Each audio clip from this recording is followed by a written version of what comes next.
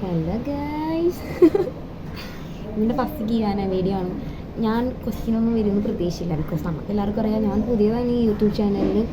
അത്യാവശ്യം നല്ല നല്ല സബ്സ്ക്രൈബേഴ്സ് എനിക്കുണ്ട്. അതിലൊരാൾ എനിക്ക് വേണ്ടിയിട്ട് ഒരു വീഡിയോക്കുള്ളൊരു ക്വസ്റ്റ്യൻ ഉണ്ടാക്കി തന്നുകൊണ്ട് ഞാൻ ഭയങ്കര ഹാപ്പി ആയിട്ട് എനിക്കൊരു വീഡിയോ എടുക്കാൻ പറ്റും. ഓക്കെ, നല്ലതാണല്ലേടാ. ഓക്കെ, ഞാനിങ്ങനെ താഴേട്ട് നോക്കി സംസാരിക്കണമെന്നുണ്ട്. സോറി കേട്ടോ, നമ്മുടെ അവസ്ഥ മനസ്സിലാക്കണം. നമുക്ക് എടാ സത്യം പറഞ്ഞാൽ മടിയാണ്. ഞാൻ ട്രൈബോർഡൊക്കെ വാങ്ങി കഴിഞ്ഞിട്ടേ ഞാൻ അത് എടുക്കണം, പെട്ടി തുറക്കണം, സെറ്റ് ചെയ്യണം എന്നൊക്കെ മടിയായിട്ട് അഡ്ജസ്റ്റ് ചെയ്യടാ. അടുത്ത വീഡിയോയിൽ സൂപ്പറാക്കാം. പോട്ടെ, തുടങ്ങിയാലോ? ഫസ്റ്റ് ക്വസ്റ്റ്യൻ വേണ്ട. ക്വസ്റ്റ്യന് മുമ്പ് ഞാൻ എന്നെക്കുറിച്ച് പരിചയപ്പെടുത്താം. എൻ്റെ പേര് ഭാവന. ഞാൻ പഠിച്ചുകൊണ്ടിരിക്കുകയാണ്. ഇപ്പോൾ പഠിക്കുന്നത് ഡാറ്റ എൻട്രി ഓപ്പറേറ്റർ കോഴ്സാണ്. വർക്ക് ചെയ്യണമായിരുന്നു കേട്ടോ. ഈ നവംബറിൽ റിസൈൻ വെച്ചിട്ട് പഠിക്കാൻ ചേർന്നതാണ്. ക്വസ്റ്റ്യനിലേക്ക് പോയാലോ? ബാക്ക്ഗ്രൗണ്ടിലുള്ള ബ്ലാ ബ്ലാ ബ്ലാ ശബ്ദങ്ങൾ മൈൻഡ് ചെയ്യാതിരിക്കുക. വേറെ ഓപ്ഷൻ ഇല്ല. ചിലപ്പോൾ ഞാനിത് റിമൂവ് ചെയ്യും, background noise. Okay, first question. ഇതുവരെ ഉണ്ടായത് ഏറ്റവും ബാഡ് ആയിട്ടുള്ള എക്സ്പീരിയൻസ്. നമ്മുടെ എല്ലാവരുടെ ലൈഫിൽ ബാഡ് എക്സ്പീരിയൻസ് ഉണ്ടാവും അല്ലേ? ആവശ്യത്തിൽ കൂടുതൽ ഉണ്ടാവും. അതേപോലെ ഉണ്ടായിട്ടുണ്ട് കുറച്ച്. അപ്പോൾ എനിക്ക് പെട്ടെന്ന് ഓർമ്മ വന്നത് 2024 ലാസ്റ്റ് നടന്ന ഒരു ഇഷ്യൂ ആണ്. അത്ര വലിയ ഇഷ്യൂ ഒന്നുമല്ല, എന്നാലും എന്തോ ഒരു ചെറിയൊരു ഇതുണ്ട്. അതിനെക്കുറിച്ച് ആലോചിക്കുന്ന സമയത്ത് അന്ന് മര്യാദക്ക് റിയാക്ട് ചെയ്യാൻ പറ്റിയില്ല. അന്ന് മര്യാദക്ക് ഒന്നും സംസാരിക്കാൻ പറ്റില്ല. നമ്മളെപ്പോഴും അല്ലേണം ഒരു പ്രശ്നം പെട്ടെന്ന് നമ്മൾ പ്രതീക്ഷിക്കാതെ ഒരു പ്രശ്നം വരുമ്പോഴേക്കും നമുക്കൊന്നും മിണ്ടാൻ പറ്റില്ല. പിന്നെ കുറച്ച് കഴിയുമ്പോൾ നമ്മൾ ആലോചിക്കും, ഈ പോയിന്റ് പറയായിരുന്നു, ആ പോയിന്റ് പറയായിരുന്നു. പക്ഷെ ഒന്നും പറയാൻ പറ്റില്ല. അവർ പറഞ്ഞത് വായടച്ച് കേട്ട് നിന്നിട്ട് പോരേണ്ട വന്നൊരു തോന്നൽ. അപ്പം അത് അങ്ങനെ ഉണ്ടായിട്ടുണ്ട്. അതിനെക്കുറിച്ച് ഡീറ്റെയിലായിട്ട് അങ്ങനെ പറയാനൊന്നും ഇല്ലടാ. അങ്ങനെ പറയാൻ നമുക്ക് താല്പര്യവുമില്ല. ഓക്കെ, കഴിഞ്ഞ കാര്യങ്ങൾ പോട്ടെ. ഭാവന ജീവിതത്തിൽ ഏറ്റവും കൂടുതൽ സന്തോഷിച്ച നിമിഷം എന്ന് പറഞ്ഞാൽ പെട്ടെന്ന് അങ്ങനെയൊന്നും ഓർമ്മ വന്നില്ല കേട്ടോ. പക്ഷെ ഓർമ്മ വന്നുണ്ട്.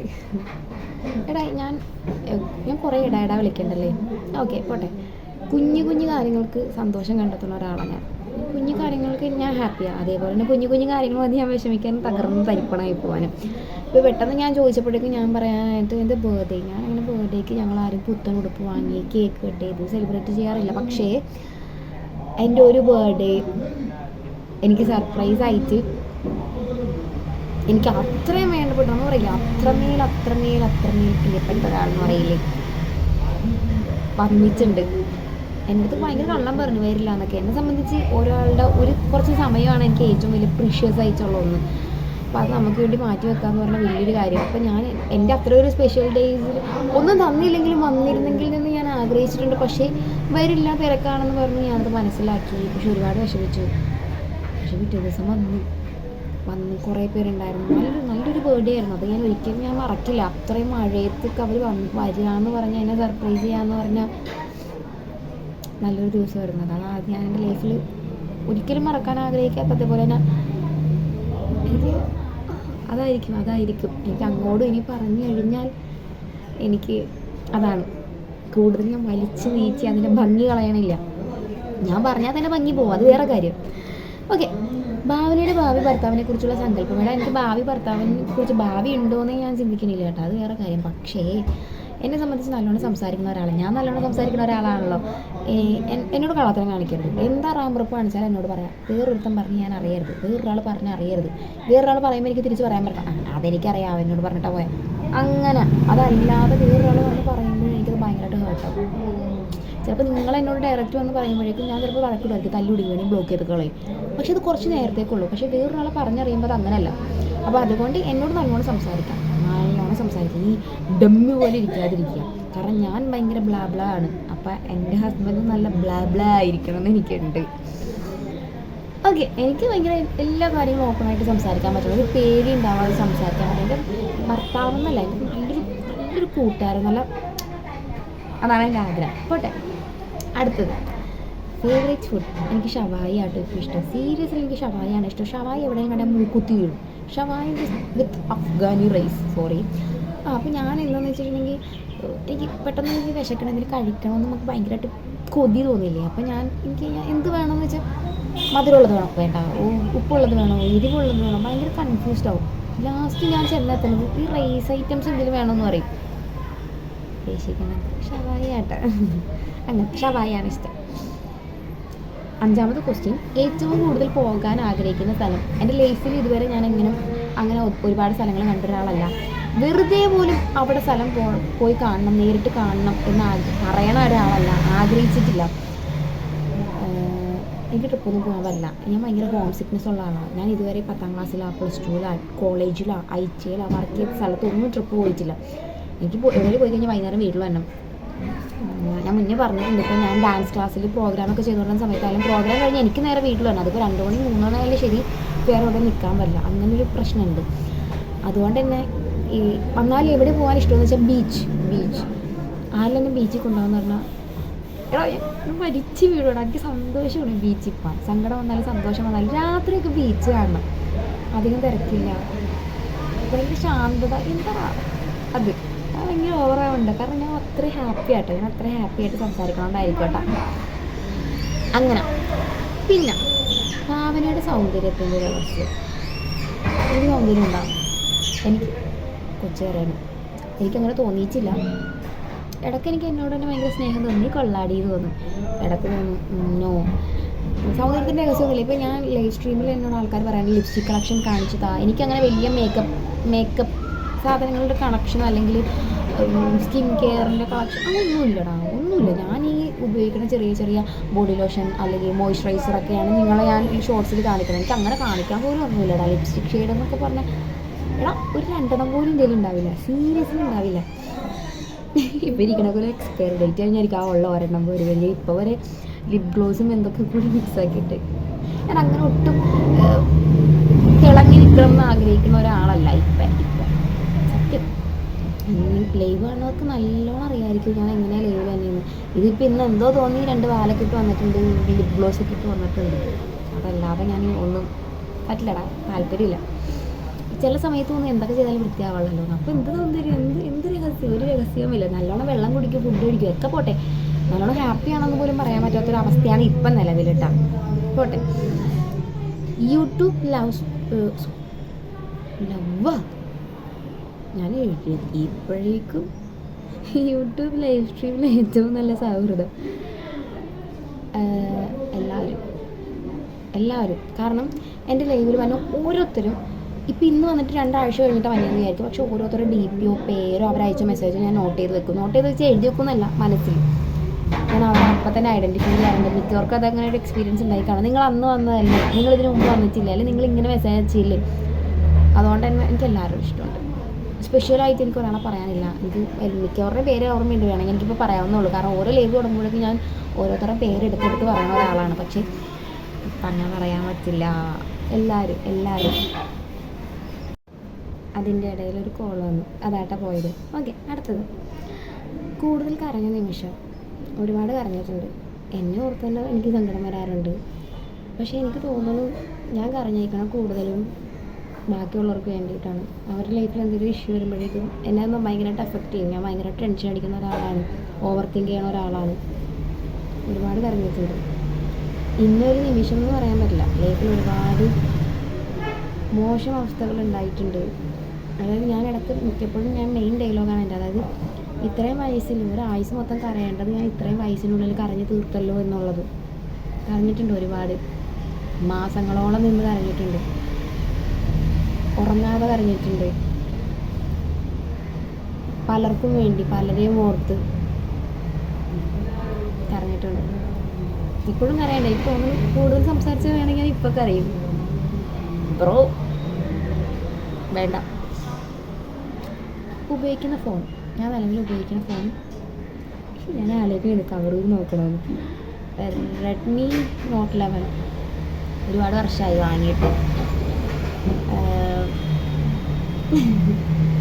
വേറെ ഫോൺ വാങ്ങിക്കണം അല്ലെങ്കിൽ ഞാൻ വേഗം കറങ്ങിയ നിമിഷത്തിലേക്ക് അങ്ങ് ഓർത്തു പോയി. പോട്ടെ, വേറെ വാങ്ങിക്കണം എന്നൊന്നും ഇതുവരെ തോന്നിയിട്ടില്ല.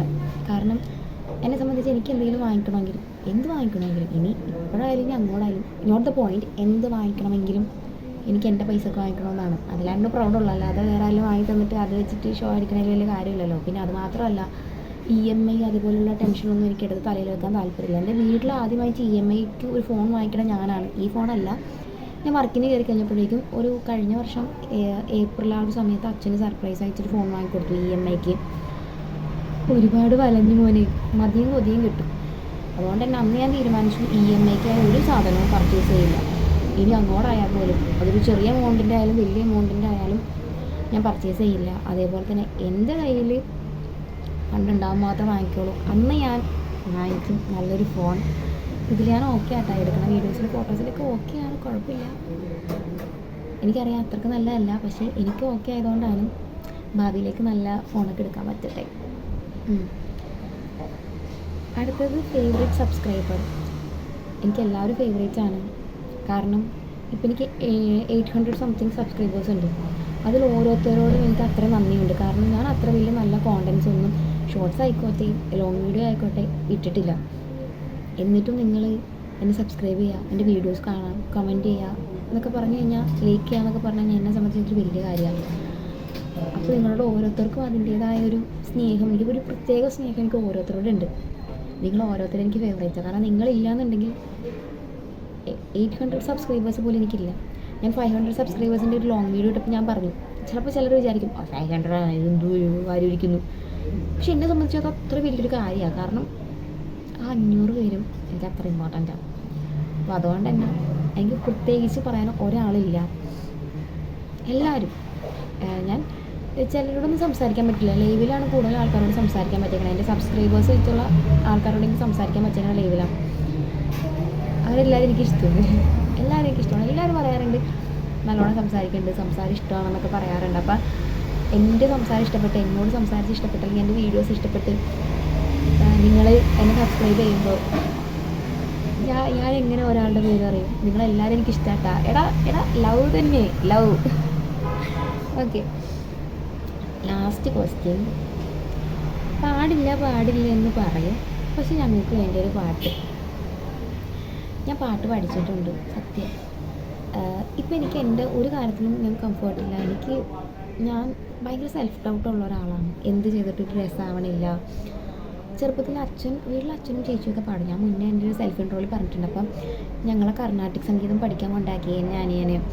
ഞാൻ എത്രയോ വർഷം വരെ പഠിച്ചു. അതായത് മൺഡേ ടു ഫ്രൈഡേ നമ്മുടെ ഇവിടെ ഇരുമ്പനത്തും, പിന്നെ സെക്കൻഡ് സാറ്റർഡേ വൈക്കത്തും, പിന്നെ വൈറ്റിലെ സാറ്റർഡേ സൺഡേ അങ്ങനെയൊക്കെ പോയിട്ടുണ്ടാ. അത്രയ്ക്ക് ക്ലാസ്സിലൊക്കെ പോയിട്ടുണ്ട്. പക്ഷേ നേരെ പോയി പഠിച്ചില്ല. എന്നാലും അത്യാവശ്യം പരീക്ഷകളൊക്കെ എനിക്കറിയാം, കുറച്ചൊക്കെ അറിയാം, പാടാനൊക്കെ അറിയാം. പിന്നെ അങ്ങനെ പാടാനല്ല, അത് കർണാടക സംഗീതം ആ ബുക്കിലുള്ള സാധനം ഇല്ല, അതൊക്കെ പാടാനറിയാം. പിന്നെ അതേപോലെ കുറച്ചൊക്കെ കാണാതെ അറിയാം. പിന്നെ അതേപോലെ തന്നെ എനിക്ക് എപ്പോഴും ഓർക്കണത് എന്താണെന്ന് വെച്ചാൽ, ഞങ്ങളന്ന് ഒരിതുണ്ടായി 72 രാഗങ്ങളുടെ പേര് പറയും. ഇല്ല 72 രാഗങ്ങളുടെ പേര് പഠിച്ചിട്ട് വരാൻ വേണ്ടിയിട്ട് അതെന്തോ ഒരു സ്പെഷ്യൽ ഡേ ആണ്, ഞാൻ മറന്നുപോയി. അന്ന് ഞാൻ പറഞ്ഞതിന് എനിക്ക് സാറേ ഒരു ഗിഫ്റ്റ് വന്നത്. അത് വലിയൊരു ചില്ലിൻ്റെ ഇതിൽ, വലിയ കപ്പലിൻ്റെ ഇതിൽ ലൈറ്റൊക്കെ കത്തണം. ഇപ്പോഴും ഉണ്ട് കേട്ടോ, വീട്ടിൽ ഹാളിൽ TV സ്റ്റാൻഡിൽ ഇരിപ്പുണ്ട്. അതൊക്കെ കാണാൻ ഇപ്പോഴും ഒരു സന്തോഷമാണ്. സാർ എപ്പോഴും ഞാൻ നിർത്തി കഴിഞ്ഞിട്ടായാൽ പോലും ഞാൻ പെട്ടെന്ന് നിർത്തിയേക്കാം. നിർത്തി കഴിഞ്ഞപ്പോഴായപ്പോൾ അച്ഛനെ കാണാൻ എപ്പോഴും പറയാം പഠിക്കാൻ വിട്, പിള്ളേരെ പഠിക്കാൻ വിട്. പോയില്ല. ഇപ്പോൾ ഞാൻ ഒട്ടും കംഫർട്ടല്ല, എൻ്റെ ശബ്ദം കൊള്ളില്ല. അതുപോലെ ഞാൻ തുറന്ന് പാടില്ല, ഇങ്ങനെ അടക്കി പിടിച്ച് ഞാൻ പാടുമ്പോൾ വേറെ വല്ലതും മാപ്പിളം പാട്ടൊക്കെ ആയിപ്പോവും. പക്ഷേ ഞാൻ പാടാട്ടാ, ഞാൻ പാടിയിട്ടൊരു ഷോർട്സ് ഇടാട്ടാ. ഈ വീഡിയോയിൽ ഞാൻ പാടണില്ല, പക്ഷെ ഞാൻ പാടിയിട്ടൊരു ഷോർട്സ് ഇടാം. അതൊക്കെ നല്ലതൊന്നുമല്ല, എന്നാലും ഞാൻ പാടാം. അപ്പോൾ ഇത്രയും ക്വസ്റ്റ്യൻസ് തന്നെ വരും ഞാൻ വിചാരിച്ചില്ല. എനിക്ക് മെയിനായിട്ട് മറ്റേ പേര് പറയണില്ല. എനിക്ക് മുന്നേ ഞാനെടുത്ത വീഡിയോയിൽ പേര് പറഞ്ഞു, ഇതിൽ ഞാൻ പേര് പറയണില്ല. സന്തോഷം, താങ്ക് യു. ഭാവിയിലേക്ക് ഒരുപാട് ക്വസ്റ്റ്യൻസ് ഇതുപോലെ ആൾക്കാർ ചോദിക്കുമ്പോൾ അതിൽ നിന്ന് ഇപ്പോൾ എല്ലാവരും ചെയ്യണില്ലേ സെലക്ട് ചെയ്തിട്ട്, അതേപോലെ ചെയ്യാൻ പാകത്തിന് മാറും ഈ ചാനലും ഞാനും എന്ന് ഞാൻ വിശ്വസിക്കുന്നു. എത്ര അടുത്തെത്തിയാലും ഡൗൺ ടു എർത്ത് ആയിരിക്കും ഞാൻ. നിങ്ങളാണ് എൻ്റെ കൂടെ തുടക്കത്തിൽ കൂടെ ഉണ്ടായിരുന്നത്. അപ്പോൾ ഇപ്പം ഇത് കാണുന്ന എല്ലാവരും എനിക്ക് സ്പെഷ്യലാണ്. ഇനി അങ്ങോട്ടും വേണം. ഞാൻ എല്ലാം ഓപ്പണായിട്ട് സ്ട്രൈറ്റ് ഫോർവേഡായിട്ട് സംസാരിക്കുന്ന ഒരാളാണ്. എൻ്റെ ലൈവ് ആണെന്നവർക്ക് മെയിനായിട്ട് അറിയാമായിരിക്കും. ഞാൻ ഒന്നും ഫേക്ക് ചെയ്യാറില്ല, ഞാൻ അൺഫിൽറ്റേർഡ് തന്നെയാണ്. അതുകൊണ്ട് തന്നെ എല്ലാവരോടും സ്നേഹം, ഈ കാണുന്ന സ്നേഹവും ഇതൊക്കെ ഇനി അങ്ങോട്ടും ഉണ്ടാവും. അപ്പോൾ എനിവേ താങ്ക് യു. ഞാൻ ഈ വീഡിയോ നിർത്തിയതാണ്. പാട്ട് പാടുന്ന ഷോർട്സ് ഇടാൻ ഞാൻ മറക്കില്ല കേട്ടോ. അപ്പോൾ അങ്ങനെ ബൈ. എടാ ലവ് തന്നെ.